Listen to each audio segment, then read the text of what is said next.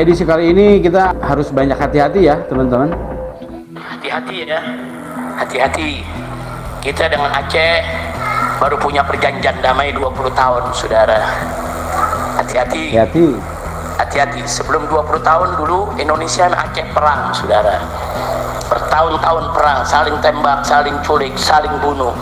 Dan banyak orang tidak berdosa jadi korban, perempuan, anak-anak, saudara. Hati-hati. Jangan sampai kalau Aceh tidak diperhatikan, nanti mereka kecewa. Kalau mereka kecewa, nanti mereka keluar dari perjanjian. Kalau mereka keluar dari perjanjian, mereka akan angkat senjata lagi untuk melawan Republik Indonesia, saudara. Mereka akan angkat senjata lagi untuk melawan Republik Indonesia, saudara. Nah, begitu. Oh, kan beliau kenapa sangat paham tentang Aceh? Karena kan beliau yang mendamaikan ya. Ya, kata si Aldo dulu kan, Habib Rizik ya, imam besar yang mendamaikan, yang menjadi juru damai antara GAM dan NKRI, pemerintahan Republik Indonesia, kan begitu ya saudara. Oh, jadi paham banget ini ya, Ngkong Rizik ini paham banget tentang Aceh, saudara. Lah dia kok yang mendamaikan, saudara. Ya, Aceh benar-benar jadi komoditi yang sangat favorit ya dari mereka, saudara. Hati-hati tukang kompor. Hati-hati teman-teman ya, hati-hati. Nah, jadi Aceh ini kan belum lama ini perjanjian damai dengan Republik Indonesia. Hati-hati, jangan bikin rakyat Aceh kecewa. Nanti salah-salah rakyat Aceh akan angkat senjata lagi, saudara. Loh, kok langsung arahnya ke sono? Kok langsung aja arahnya ke angkat senjata? Ini sudah semakin kelihatan. Ini mengerucutnya kemana, saudara? Hati-hati. Dikit-dikit apa-apa Aceh. Karena apa? Kenapa? Musibah di mana, Rizik? Musibah terjadi di mana? Aceh doang. Kenapa kok fokusnya ke Aceh? Bukan berarti Aceh jangan diperhatikan, bukan. Ini khusus untuk si Rizik dan kelompoknya ya. Ini khusus untuk si Rizik dan kelompoknya. Kenapa mereka itu sangat menekankan? Hati-hati nih sama bacot si Rizik, saudara ya. Hati-hati ini. Lah kenapa kok Aceh aja?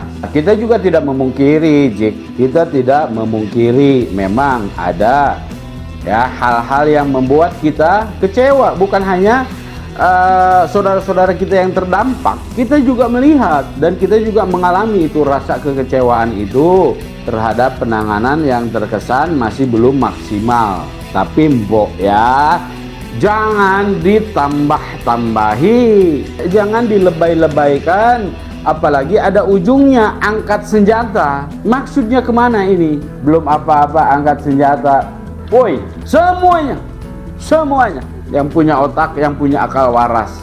Kita juga tidak memungkiri ya, kayak EPI ada juga. EPI membantu juga, saudara-saudari, dan banyak sekali pihak yang membantu ya. Jadi tolong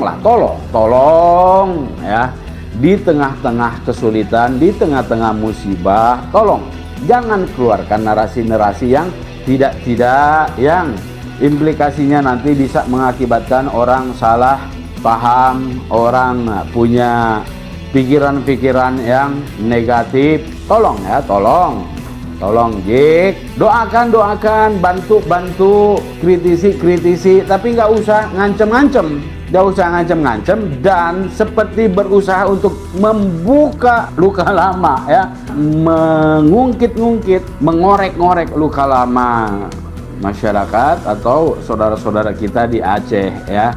Jangan kritisi pemerintah, silakan, saudara. Jik, kita juga waras, Jik. Jangan kalian kira kami ini orang-orang yang gak waras, yang akan selalu yes aja. Enggak, kita juga kritis, kita juga paham, kita juga punya mata ya. Dan kita tetap dengan kapasitas kita ya, mendukung, mengkoreksi, memberikan masukan itu sewajarnya dengan koridor yang Semestinya itu yang harus kita lakukan. Jangan dengan cara-cara seperti ini, mencoba membangkitkan, menorehkan luka lama, saudara. Kompor mau jadi pahlawan gaya Yahudi, setiap ada masalah kompor datang. Jangan sok mau jadi pahlawan dengan membangkitkan luka lama, membangkitkan emosi, ya. Bukan hal yang enteng itu, luka yang dialami, ya, trauma yang dialami rakyat Aceh itu. Coba jangan dikit-dikit disentil, dikit-dikit disentil. Apa maksudnya beliau ini? Kok sampai ya belum apa-apa sudah ada bahasa angkat senjata. Hati-hati ini teman-teman, hati-hati ya, sekali lagi hati-hati. Yang paling merasakan derita rakyat, derita umat di sana siapa? Kita lihat Bapak Mualim, Gubernur Aceh. Bagaimana beliau tampak sekali ya, bebannya, tampak sekali keprihatinannya. Itu jelas-jelas berusaha untuk rakyatnya. Nggak kayak lu, Jik. Lu ngapain? Bapak Mualim bekas Panglima Gam, Jik. Kagak ada itu ngomong-ngomong begitu. Ngomong-ngomong hati-hati pemerintahan. Lu siapa, Jik? Bapak Mualim, gubernur itu bekas Panglima Gam. Tapi sekarang sudah menjadi Gubernur Aceh, sudah kembali ke pangkuan NKRI. Ngomongnya nggak macam-macam. Beliau yang paling memikirkan, beliau yang paling berusaha bagaimana ini mengurus umat, mengurus rakyatnya. Nggak ada itu terucap seperti itu, Jik. Lu siapa, Jik? Siapa si Rizik ini? Orang nomor 1 di Acehnya saja nggak sampai begitu. Ini kan seolah-olah ingin mengingatkan, ingin nyentil, membangkitkan emosi, membangkitkan trauma, saudara, dari rakyat Aceh. Jangan begitulah, Jik, ya. Kasih semangat, jangan dikasih kompor, angkat senjata. Apa itu? Memprovokasi. Yang suka mengadu domba nih yang begini nih, pemecah belah, yang mengganggu stabilitas nasional, yang kayak cocotnya si Rizik ini, saudara. Siapa lu, Jik? Siapa lu? Emang lu ngalamin, Jik? Bahkan Pak Mualim aja nggak sampai begitu, tahu aturan dan tidak mau kembali lagi. Ya, kita semua tahu lah ya, apalagi saudara-saudara kita di Aceh menimbulkan trauma. Jangan diungkit-ungkit, setan, diungkit-ungkit ini. Kalau mau kasih semangat, kalau mau koreksi, sampaikan teguran buat pemerintah dengan baik. Nggak usah bawa-bawa yang sudah lalu. Angkat senjata, coba apa? Coba, ini gua nanya sama teman-teman, kalau dia sengaja membawa diksi angkat senjata, untuk apa coba?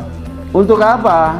Nggak perlu kita narasi-narasi busuk kayak begini, lagu lama, kaset kusut. Betul, ini untuk memanas-manasi, nggak ada yang lain. Ini tujuannya untuk encourage, ya, memberikan dorongan atau menstimulasi. Intinya kompor aja udah, kompor supaya masyarakat teringat lagi, saudara. Oh iya, dulu aja kita perang kan. Emang pemerintah RI emang nggak sepenuhnya ya menerima kita, kan bisa jadi diarahkan supaya orang-orang, saudara-saudara kita di Aceh berpikir seperti itu, saudara. Ya ikhwan, saudara.